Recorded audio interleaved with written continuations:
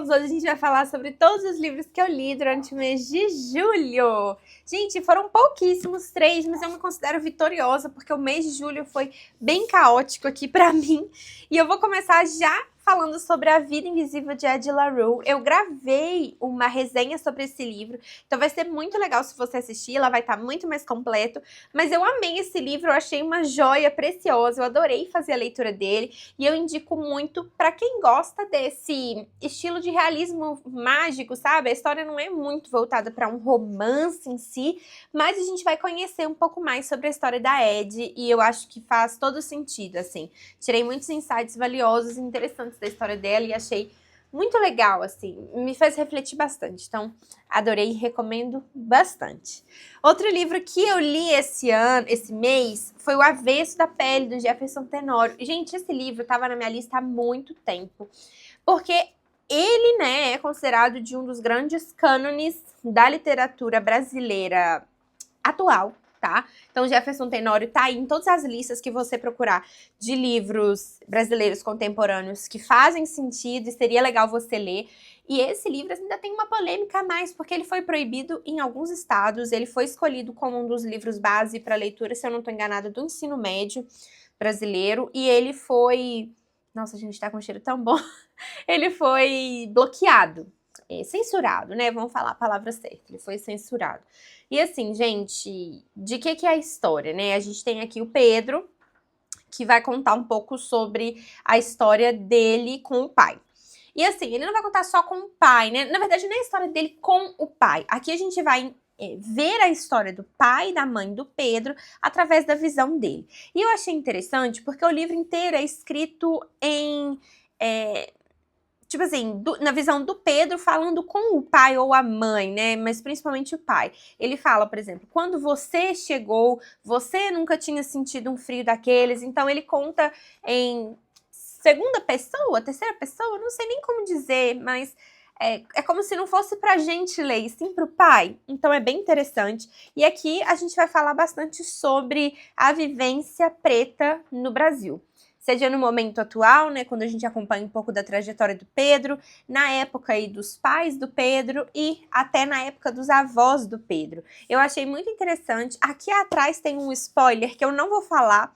Se você sentir curiosidade, leia um pouco da sinopse, mas eu não gostaria de ler aqui pra vocês, porque eu me surpreendi muito com como esse personagem teve o fim que teve. E o livro ele é organizado em partes. Primeiro a pele, depois o avesso, depois de volta a São Petersburgo e a barca. Esse livro aqui é encantador, gente. Ele é um livro pesado, ele não é um livro leve, ele não é um livro fácil de ser lido, ele é um livro extremamente denso, pesado, complexo. Eu entendo o motivo pelo qual algumas pessoas buscaram eu posso dizer, né, a censura dele, ou evitar que as crianças e os adolescentes lessem, mas eu também não entendo por que isso aconteceu. Eu acho que deveria sim ser lido. Tem algumas linguagens aqui que são adultas, mas nada que essas crianças não saibam, esses adolescentes não saibam. E eu sinto que é um retrato da sociedade brasileira, infelizmente, e isso aqui me serviu bastante para a gente ter uma luta que não seja só... É aquela máxima, né, na verdade, que dizem que não basta só você não ser racista, você tem que ser antirracista. Então, eu acho que é muito interessante. São personagens muito reais, assim. Foi um livro pesado, ele é bem fino, e eu acho que todo mundo deveria ler esse livro aqui, de verdade, de coração, assim. Eu gostei tanto desse aqui, quanto eu gostei do O Rio que Me Corta por Dentro, do Raul Damasceno. Inclusive, ele tá com lançamento aí, tá polêmico, né? Tô querendo ler, vamos ver. Por fim, o último livro que eu li esse mês, que também já saiu um vídeo específico sobre ele aqui no canal, foi Autocompaixão, da autora Kristin Neff. Esse livro aqui, ele vai falar basicamente sobre autocompaixão, mas na verdade, ensinar a como você exerce para si aquilo que você exerce para os outros. Então, assim, você fala com você como você falaria com uma amiga? Ou você falaria com uma amiga do que você pensa de si mesma? Provavelmente não, né? E aqui a gente vai aprender a como fazer isso e por que fazer isso de uma forma funcional. Acho que tudo que eu tinha pra falar eu falei naquele vídeo, comparando principalmente com o ensino de inglês e também para mulheres, porque que para mulheres ter autocompaixão é muito mais complexo. Mas eu recomendo muito esse livro aqui para quem tá passando por momentos de ansiedade, depressão, que a gente se cobra muito pra ficar bem, a gente se cobra pra resolver a vida, para sair daquele limbo, né, que essas doenças de saúde mental fazem conosco. Então, recomendo muito, gostei demais. E o que eu mais gostei aqui é que a Kristen, na verdade, ela não é só psicóloga, né? Ela trabalha no departamento de psicologia, mas ela é doutora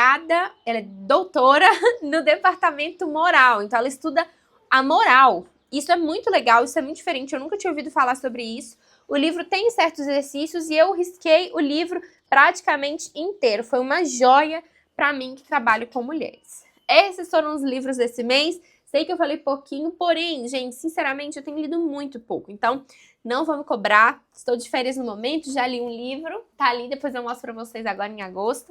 Mas é isso, a gente vai aos pouquinhos se organizando. Já aproveito e digo pra vocês que estamos com a lojinha da Shopee ainda, tem alguns livros e DVDs lá. Se você não conhece, corre aqui embaixo que o link sempre fica por aqui, tá bom? Beijo grande, até a próxima. Bye!